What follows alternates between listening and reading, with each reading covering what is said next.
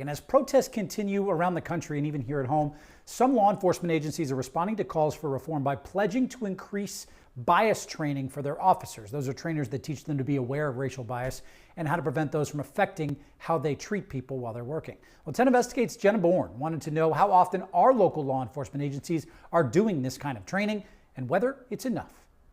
St. Pete's police chief says officers there do bias training every year. We all have our bias.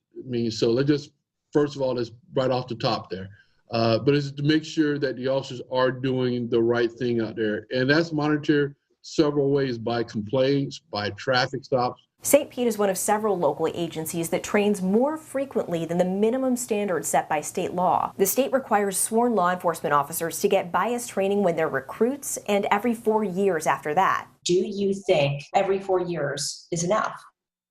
I personally don't. Just as Florida is committed to advancing and evolving the tactical aspect, I think we're behind when it comes to communication. I think all this is a part of communication, de-escalation.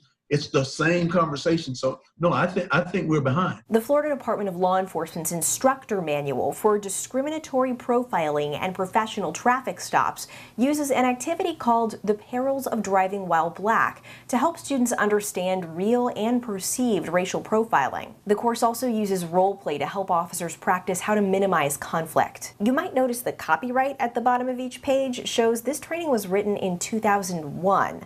All the references are more than 20 years old. While the state requires bias training every 4 years, some local law enforcement agencies are doing it more often. Here in Tampa Bay, Largo Police, the Manatee County Sheriff's Office, Pasco Sheriff's Office, Polk County Sheriff's Office, and St. Pete Police tell us they train every year. In 2017, the Commission on Accreditation for Law Enforcement Agencies, or CALEA, changed its standard to require bias training annually, which is why the Polk County Sheriff's Office tells us it made the switch.